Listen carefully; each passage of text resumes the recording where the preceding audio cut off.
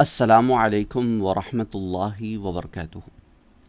ایک سوال آیا ہے کہ کیا برزخ کی زندگی کے متعلق قرآن کریم میں بھی کوئی آیہ مبارکہ آئی ہے کہ نہیں آئی؟ کیونکہ برزخ پر میں نے بہت سارے دروس آپ کو دیے ہیں۔ مرنے کے بعد کیا ہوتا ہے وہ ایک پلے لسٹ ہے، برزخ کی زندگی ایک پلے لسٹ ہے، اسی طرح اور برزخ کی پلے لسٹس ہیں۔ تو سوال کا جواب سورہ بقرہ میں موجود ہے۔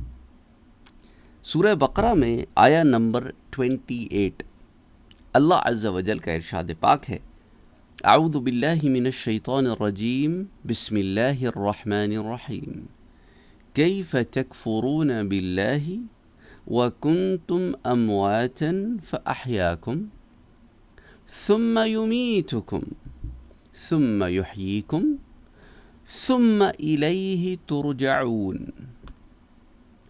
ترجمہ: کیف تکفرون باللہ، تم کیسے اس بات کے منکر ہو سکتے ہو، اللہ کے منکر ہو سکتے ہو، اللہ کے رسولوں کے، اس کی طرف سے بھیجا ہوا دین حق ہدایت، تم توحید کے، نبوت کے دلائل کے کیسے منکر ہو سکتے ہو؟ تم کیسے پھر بھی کفر کے راستے کو اختیار کیے رکھ سکتے ہو؟ یہ دیکھو، وَكُنْتُمْ أَمْوَاتًا، حالانکہ تم مردہ تھے۔ کیا معنی؟ عالم ارواح میں بحیثیت روح زندہ تھے، لیکن ابھی تک روح بدن میں، جسم میں انٹر نہیں ہوئی تھی، داخل نہیں ہوئی تھی۔ The soul and body were not together yet۔ تو بظاہر دنیا کے لیے تو تم مردہ تھے، تم مردہ تھے۔ فَأَحْيَاكُمْ، اس نے تمہاری روح کو جسم دے کر تمہیں زندگی بخشی، جس کو آپ حیات کہتے ہیں عام الفاظ میں۔ تو تم اس دنیا میں موجود نہیں تھے، عالم ارواح میں تھے، اب اس دنیا میں تمہیں بھیج کر حیات دی۔ فاحیاکم ثم یمیتکم، پھر جب تم دنیا سے چلے جاؤ گے تو تمہاری روح کو تمہارے جسم سے نکال دیا جائے گا۔ جسم کا جو ہونا ہے دنیا میں ہو جائے گا، لیکن روح باقی رہے گی۔ تو بظاہر دنیا والوں کے لیے یمیتکم ثم یمیتکم، تم مر جاؤ گے، پھر کیا ہوگا؟ ثم یحییکم، پھر تمہاری ایک اور حیات سٹارٹ ہو جائے گی۔ اب اس حیات میں کیا ہوگا کہ روح جسم میں تو نہیں ہے، لیکن جسم سے تعلق برقرار ہے۔ جو راحت جسم محسوس کرتا ہے روح بھی کرتی ہے، روح کرتی ہے جسم بھی کرتا ہے، تکلیف بھی جو روح محسوس کرتی ہے جسم بھی کرتا ہے۔ خواہ جسم کسی حالت میں کہیں موجود ہو، چاہے جانوروں کے پیٹ میں جا کے فضلہ بن کے نکل گیا ہو، سمندروں کی تہوں میں دفن ہو، قبروں میں ہو، جل کے راکھ کی صورت میں بکھر گیا ہو، does not matter where it is۔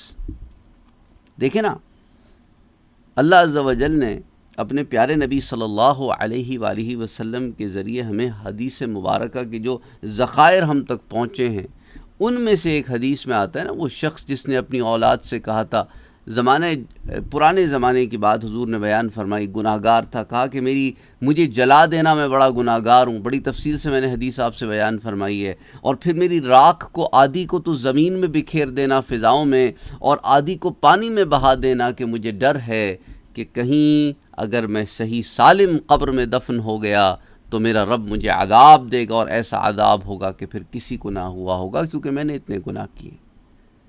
لیکن رب تعالیٰ نے اس راکھ کو جمع فرمایا، اس کو جسم کی صورت دے کر اس شخص سے سوال کیا کہ تو نے ایسے کیوں کیا؟ اس نے کہا تیرے خوف سے تو اللہ نے کہا جا تجھے بخش دیا، تجھے معاف فرما دیا۔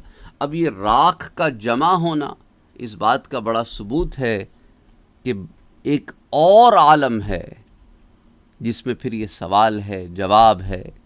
وہ ایک الگ عالم ہے جو آخرت سے پہلے ایک عالم ہے، اس میں حیات ہے، اور اس میں اللہ نے اس کے جسم کو بھی جمع فرما دیا، اور پھر اس کو معاف فرما دیا، پھر اس کو پچھلی حالت پہ کر دیا۔ بہرحال ثم یحییکم، تو یہاں قرآن سے دلیل مل گئی کہ تمہیں مرنے کے بعد پھر جی اٹھائے گا۔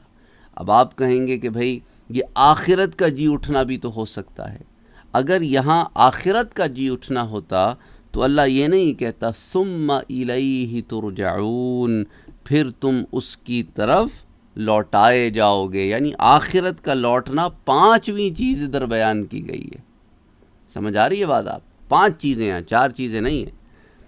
کنتم امواتن، تم اس دنیا میں نہیں تھے، ہاں، فاحیاکم، اس دنیا میں تمہیں لے آیا، ثم یمیتکم، پھر تمہیں موت دے گا، ثم یحییکم، اس کے بعد تمہیں ایک اور حیات دے گا، ثم الیہ ترجعون، پھر تم اس رب کی طرف لوٹائے جاؤ گے۔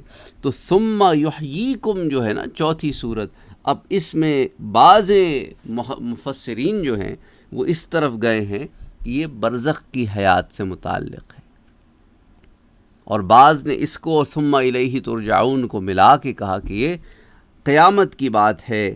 تو بہرحال یہ آیہ مبارکہ سے برزخ کی زندگی کی دلیل ملتی ہے، گو کہ وہ زندگی اس دنیا جیسی نہیں ہے کہ روح جسم کے اندر ہو اور جسم کی تابع ہو، وہ تو پھر قیامت کے دن ہوگا۔ ابھی روح جسم کے تابع نہیں ہے برزخ میں۔ تو یہ فرق ہے کہ عالم ارواح میں روح ہے، جسم ہے ہی نہیں، موجود ہی نہیں ہے۔ روح اپنی پیورسٹ فارم میں موجود ہے۔ عالم دنیا میں روح جسم کے اندر آ گئی ہے تو اب جسم کی تابع ہو گئی ہے، اس کا سننا، اس کا دیکھنا، اس کی تمام کوالٹیز محدود ہو گئی ہیں، کیونکہ جسم کی کوالٹیز محدود ہیں۔ لیکن جب یہ روح جسم سے جدا ہو جائے گی تو پھر اپنی اصلیت پہ آ جائے گی۔ اس کی اصلیت کا عالم یہ ہے کہ پھر اس کی نگاہ برزخ میں ہے پر دنیا میں دیکھ رہی ہے۔ وہ برزخ میں ہے پر دفنانے کے بعد ہمارے جوتوں کی چاپ بھی سن رہی ہے۔ اس کی قبر 70 گز چوڑی ہو گئی ہے، بظاہر دنیا میں تو ایک گڑھا اتنا ہی ہے، لیکن اس کے لیے وہ راحتیں ہیں، آرام ہیں، وہ ایک الگ معاملہ ہے۔ یہی مسئلہ ہے نا، ہم نے ہر شے کو اپنے لحاظ سے سمجھ لیا ہے کہ بس جو ہمیں نظر آتا ہے اتنا ہی ہے، جو ہمیں سمجھ آتا ہے بس اتنا ہی ہے۔ حالانکہ ہمیں یہ بات تسلیم کرنی پڑے گی کہ ہماری عقلیں تو ناقص ہیں، ہمارا علم بھی محدود ہے، ہماری سنوائی، ہمارے دیکھنے، ہمارا بولنا سب محدود ہے، کیونکہ اس دنیا میں ایوری تھنگ از مٹیریل، اس کے اندر ڈائمنشنز بھی محدود ہیں۔ اس مٹیریل ورلڈ میں جہاں چیزیں بہت محدود ہیں، ہم برزخ کے متعلق نہیں خیال کر سکتے۔ اب جب حور جنت سے دنیا میں اپنے شوہر کو دیکھ سکتی ہے تو انسان تو جنت کی حور سے اعلیٰ ہے، کیونکہ اسے وہ عطا کی جائے گی، وہ تو اشرف المخلوقات ہے۔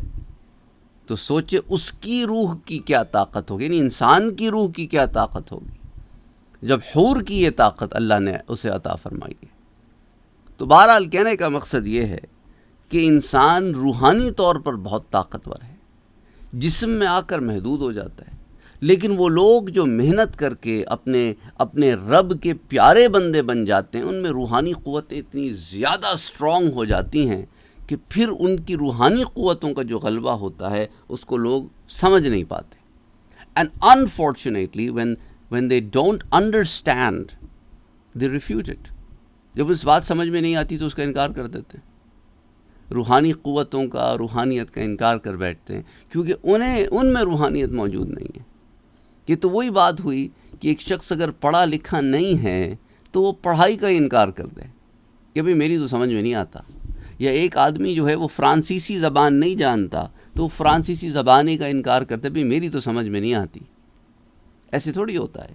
اگر انسان کی سمجھ میں کوئی بات نہ آئے یا انسان کوئی چیز ایکسپیرینس نہ کرے تو یہ مطلب تھوڑی ہوتا ہے یہ ہے ہی نہیں، کیونکہ جو لوگوں نے ایکسپیرینس کیا ہے ان کے ایکسپیرینسز کو ماننا ہوگا، کیونکہ وہ جو بتا رہے ہیں اپنے ایکسپیرینسز، جو صادق اور عادل لوگ ہیں ان کے ایکسپیرینسز کو مانتے ہیں، اور وہی تو اولیاء اللہ ہیں۔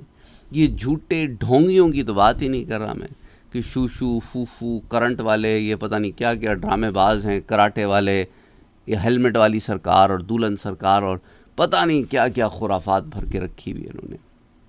یہ اولیاء اللہ کے طریقہ کار نہیں تھا۔ بہرحال کہنے کا مقصد یہ ہے کہ یہ آیہ مبارکہ اس بات پر دلیل ہے کہ برزخ کی حیات بھی ایک حیات ہے، اور اس کے بعد اپنے رب کی طرف لوٹائے جانا، یعنی قیامت کے دن اٹھنا، اور پھر جسم کا روح کا آپس میں ملنا، اور پھر اس کے بعد آگے معاملات کا ہونا، وہ بڑی تفصیل سے پہلے بتا چکا ہوں۔ السلام علیکم ورحمۃ اللہ وبرکاتہ۔